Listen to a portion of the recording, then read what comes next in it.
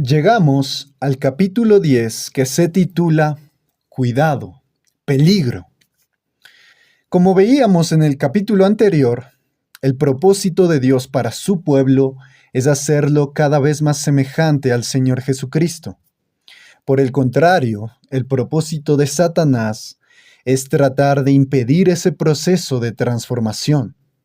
Por eso, Satanás ciega el entendimiento de los incrédulos para que no les resplandezca la luz del Evangelio de la gloria de Cristo, el cual es la imagen de Dios. Dios quiere darnos la bendición de que seamos como Jesús, mientras que Satanás está empeñado en impedir a toda costa ese proceso. Para hacerlo, Satanás usa las mismas armas con las que atacó a nuestros primeros padres en el huerto de Edén: la idolatría, el legalismo y el libertinaje. En primer lugar, hablemos del peligro de la idolatría. Hace unos años, mi esposa y yo tuvimos la oportunidad de visitar las ruinas de la ciudad de Éfeso. Una de las cosas que todavía se puede ver en las ruinas arqueológicas de las calles de la ciudad es una enorme cantidad de ídolos. Aunque muchos turistas vean esas estatuas y símbolos como logros artísticos, en los días de Pablo no eran simples obras de arte.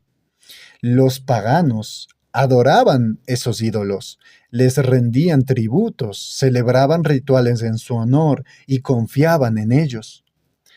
Cuando caminamos por esas calles de Éfeso, con esa perspectiva en mente, ambos, mi esposa y yo, nos dimos cuenta de que detrás de esas ruinas de piedra estábamos contemplando en realidad un testimonio de la ruina humana. ¿Cómo es posible que una persona racional pueda llegar a creer que una estatua de mármol hecha con sus propias manos pueda ser digna de su adoración y de su confianza? Sin embargo, por absurda que nos parezca la idolatría, el ser humano es idólatra por naturaleza, una fábrica de ídolos, como decía Calvino. Todos nosotros fuimos creados para adorar. Si no adoramos al Dios vivo y verdadero, inevitablemente buscaremos sustitutos.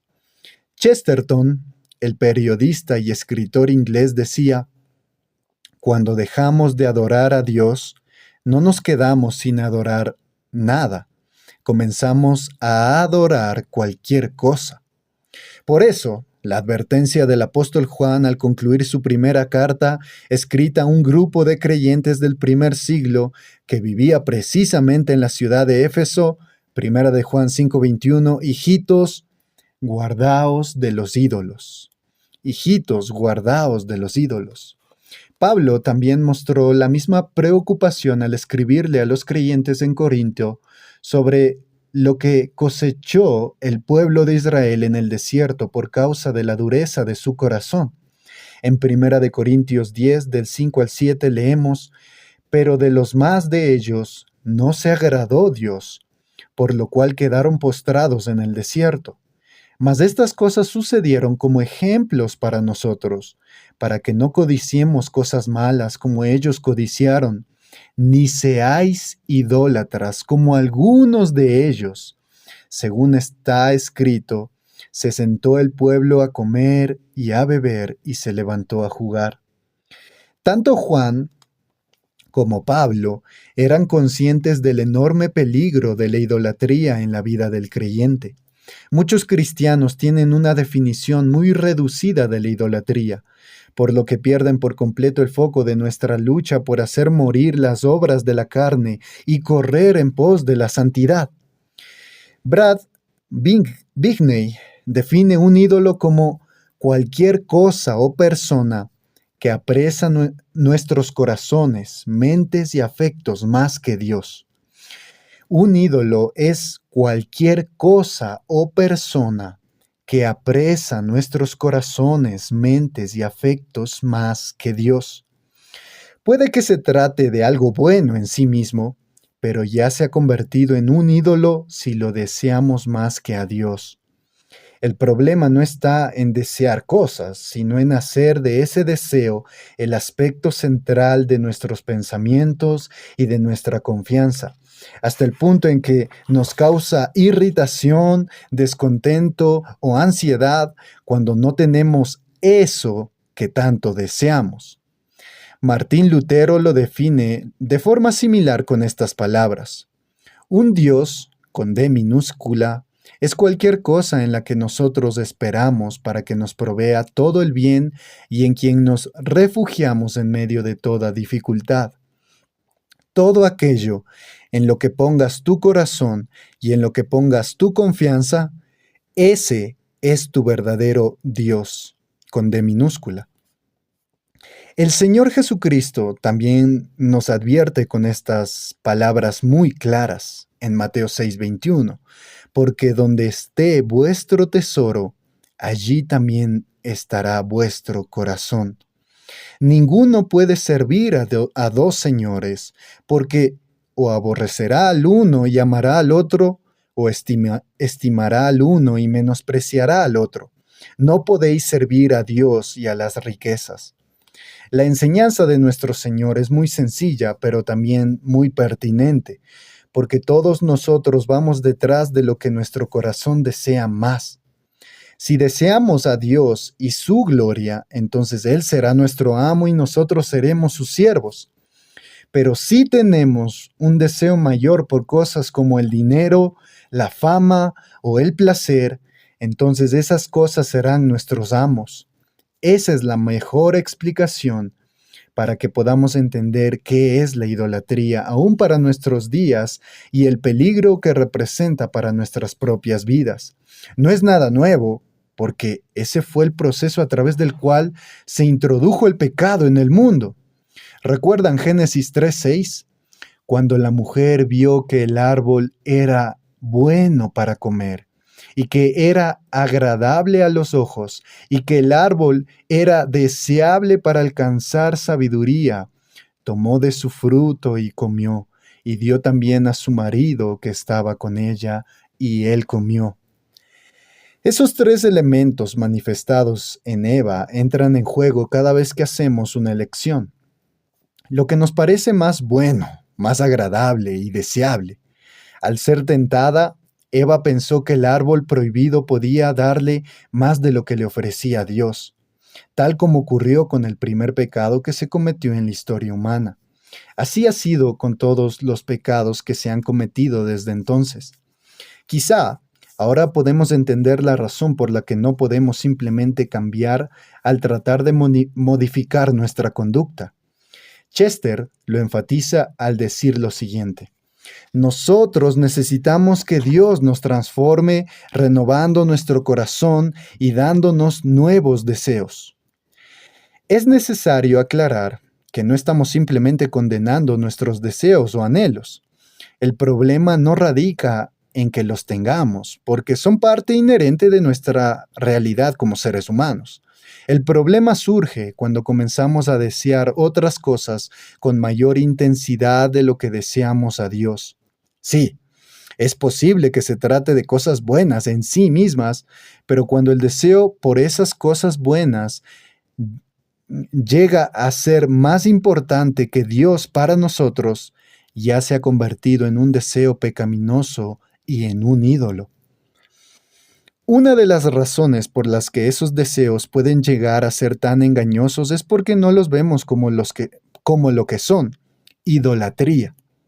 En ocasiones nos convencemos a nosotros mismos de que se trata más bien de necesidades, entre comillas. No decimos, yo estoy codiciando el hecho de ser amado, sino más bien, yo necesito ser amado. Tomamos un buen deseo, el deseo de ser amado, lo convertimos en un ídolo y lo llamamos necesidad. Ese deseo se desordena y Dios y su gloria son desplazados del centro de nuestras vidas. Ponemos el yo en su lugar y luego vamos por la vida adorando por encima de Dios a cualquier persona que nos muestre su afecto y su atención. Sin embargo, Dios nunca se ha quedado tranquilo ante la realidad de la idolatría. Él nos ama tanto que buscará la manera de destruir nuestros ídolos. Tim Chester dice al respecto: Dios promete suplir nuestras verdaderas necesidades, pero no podemos esperar que Él supla nuestros deseos egoístas. Él no es un camarero divino listo para servirnos lo que nosotros queremos. Dios no es la clave para la buena vida, como sea que nosotros escojamos definirla. Él es quien define la buena vida. Él es la buena vida. Dios debe ser deseado por sí mismo, no como el proveedor del éxito mundano. Entonces, ¿qué debemos hacer para luchar eficazmente contra la idolatría de nuestros corazones? Bueno, debemos darle la espalda a nuestros ídolos, abrazar la verdad de que nuestro deleite es Dios en Cristo y que nuestro Señor es digno de ser amado y servido sobre cualquier cosa de este mundo. En otras palabras, debemos arrepentirnos y creer. Esta no es una batalla de una sola vez en la vida, sino que constantemente tenemos que volvernos de nuestros ídolos a Dios, tal como hicimos al principio de nuestra conversión. Actuar en consonancia con la verdad bíblica y el orden divino, en donde lo más importante en la vida es la gloria de Dios y no nosotros, no nuestros placeres, no nuestro éxito, no nuestros problemas o necesidades. No se trata de nuestra historia. No somos los protagonistas, sino que es la historia de Dios y su gloria. Nosotros somos personajes muy secundarios. Pablo les dijo a los cristianos en Colosas que Dios, el Padre, planificó todas las cosas de tal manera que su Hijo tenga la preeminencia en todo. Jesucristo es el centro. A Él nos sometemos y es su gloria la que debemos contemplar y en la que debemos deleitarnos aquí y ahora. Es su gloria la que contemplaremos, extasiados cuando estemos en su presencia por los siglos de los siglos, como dice Apocalipsis 21-23. Pero en segundo lugar, hablemos de el peligro del legalismo. El peligro del legalismo. Este es otro de los obstáculos que impiden el progreso espiritual del creyente. ¿Qué es el legalismo?, podría preguntarse alguien. Bueno, consiste en tratar de ganar el favor de Dios a través de nuestra obediencia, ya sea a los mandamientos de Dios o a cualquier otro código de conducta de invención humana. El punto clave del legalismo es que no descansa en la obra de Cristo para ser aceptados por Dios o para ser bendecidos por Él, sino en la propia conformidad humana a un estándar de conducta establecido previamente. Mientras el Evangelio nos mueve a la obediencia por el hecho de haber sido aceptados por Dios por pura gracia, el legalismo nos dice que la obediencia es la base de nuestra aceptación divina. A diferencia del Evangelio, que afirma que la aceptación viene primero y la obediencia después, el legalismo presenta la obediencia primero para llegar a ser aceptados. Es una inversión de las cosas.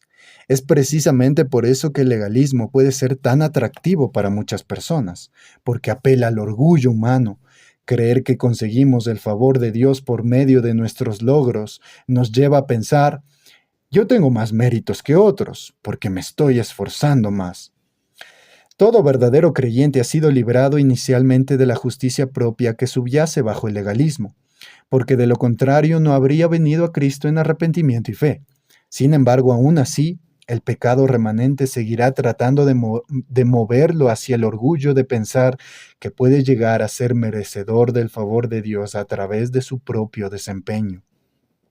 Usaré un ejemplo tomado del lenguaje cibernético para explicar a qué me refiero en el párrafo anterior. Al convertirnos al Señor Jesucristo por medio del Evangelio, se instala en nuestros corazones el sistema operativo de la gracia de Dios. En ese momento entendemos que la salvación no depende de nosotros, sino de la obra de redención que nuestro Señor Jesucristo llevó a cabo en la cruz del Calvario hace 2000 años. El problema es que el pecado todavía permanece en nosotros como una especie de virus que ataca el sistema operativo de la gracia para llevarnos otra vez al sistema operativo de las obras. La gloria del Salvador es opacada cuando eso ocurre, y nuestra santificación progresiva es obstaculizada. Jerry Bridges dice al respecto: en la medida en que sintamos que estamos en una relación legal o de desempeño con Dios, en esa misma medida se bloquea nuestro progreso en la santificación. Pensar en términos legales le da al pecado que mora en nosotros una ventaja, pues nada corta tanto los nervios del deseo de buscar la santidad como el sentido de culpa. Por el contrario, nada nos motiva tanto para tratar con el pecado en nosotros como entender y aplicar las dos verdades de que nuestros pecados son perdonados y que el dominio del pecado está roto debido a nuestra unión con Cristo. Luego, Bridges cita a Robert Halden en su comentario sobre Romanos, que en un tono similar escribe: ningún pecado puede ser crucificado, ni en el corazón ni en la vida, a menos que sea primero perdonado en la conciencia, porque habrá un anhelo de fe para recibir la fortaleza de Jesús, el único por quien el pecado puede ser crucificado. Si el pecado no es mortificado en su culpa, no puede ser subyugado en su poder.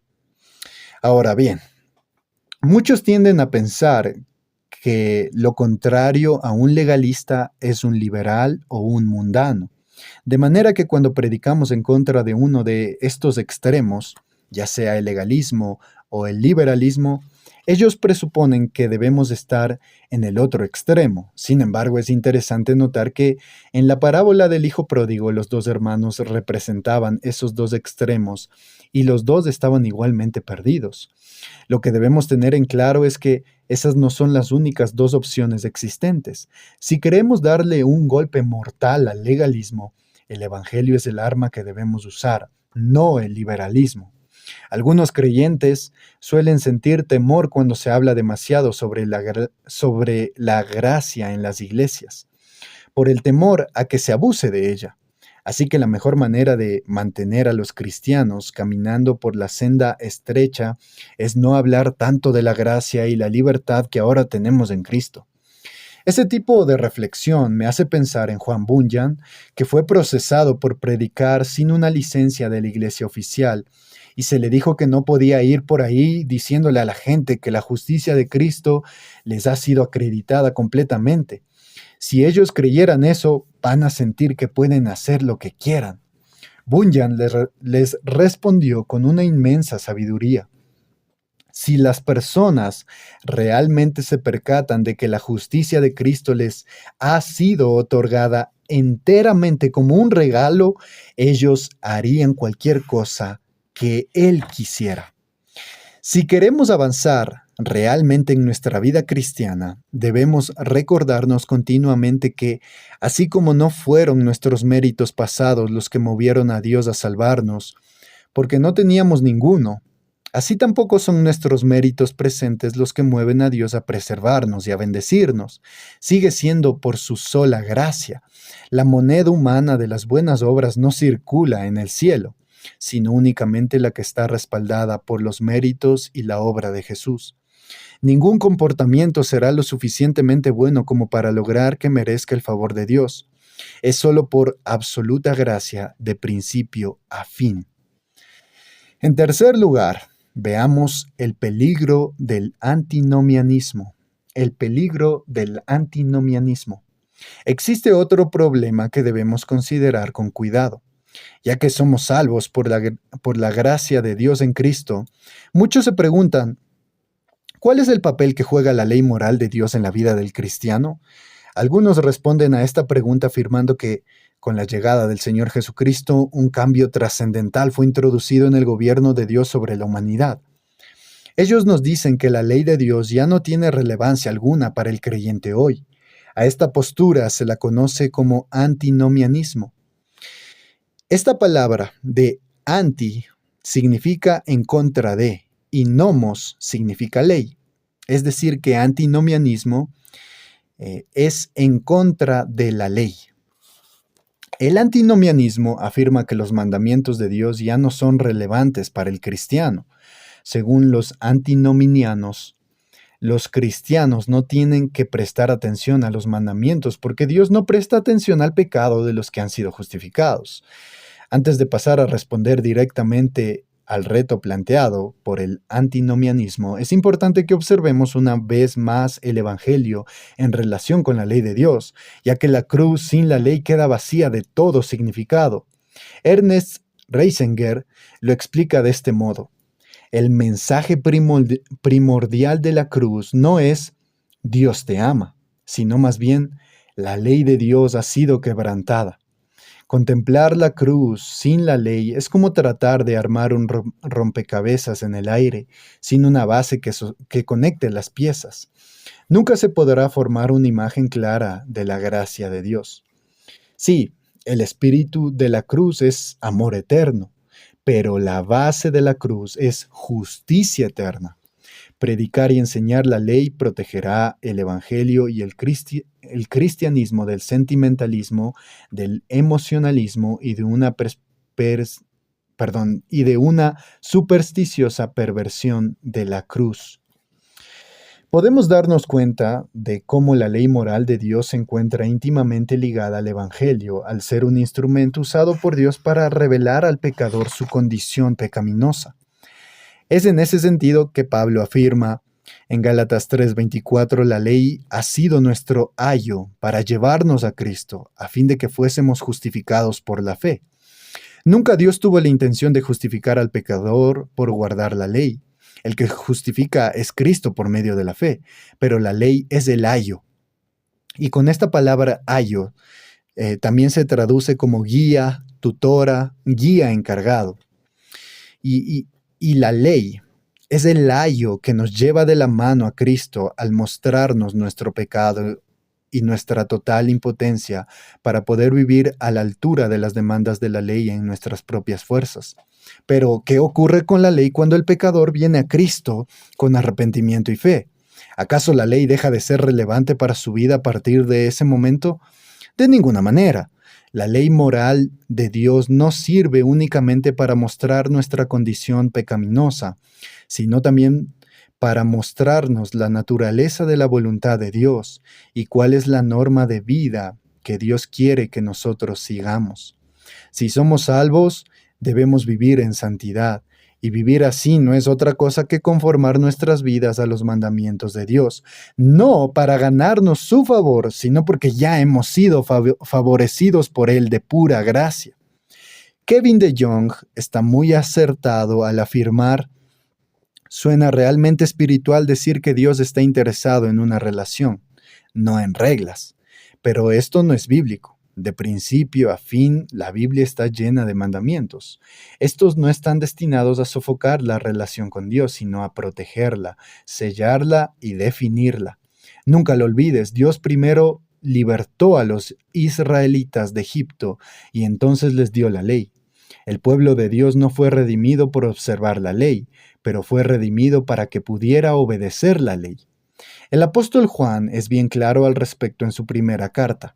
Primera de Juan 2, del 3 al 4 dice: y en esto sabemos que nosotros le conocemos, si guardamos sus mandamientos. El que dice, yo le conozco, y no guarda sus mandamientos, el tal es mentiroso y la verdad no está en él.